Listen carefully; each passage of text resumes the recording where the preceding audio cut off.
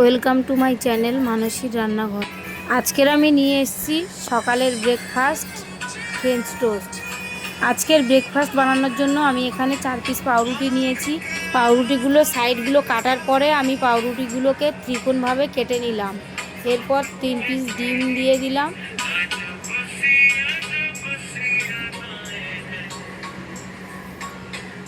পরিমাণ মতো লবণ দিয়ে দিলাম, হাফ চামচ রসুন বাটা দিয়ে দিলাম, দিয়ে ভালো করে একটু নাড়িয়ে হাফ চামচ গোলমরিচ দিয়ে দিলাম, দিয়ে ভালো করে ডিমটাকে ফেটে নিয়ে কিছুক্ষণ রেখে দিলাম। এবার কড়াইতে আমি 150 গ্রাম রিফাইন অয়েল দিলাম।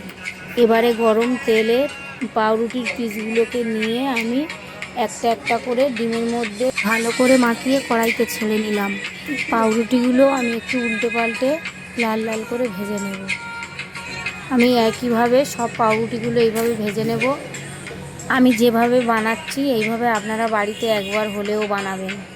খুব কম সময়ের মধ্যে অল্প কিছু উপকরণ দিয়ে এই ব্রেকফাস্টটা তৈরি করা যায়। এই রেসিপিটি বাচ্চা বড় সবাই পছন্দের খাবার। আমার এই পুরো ভিডিওটি দেখার জন্য আপনাদের অনুরোধ রইল।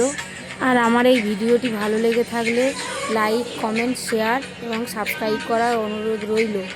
ফিরে আসছি নতুন পর্বে।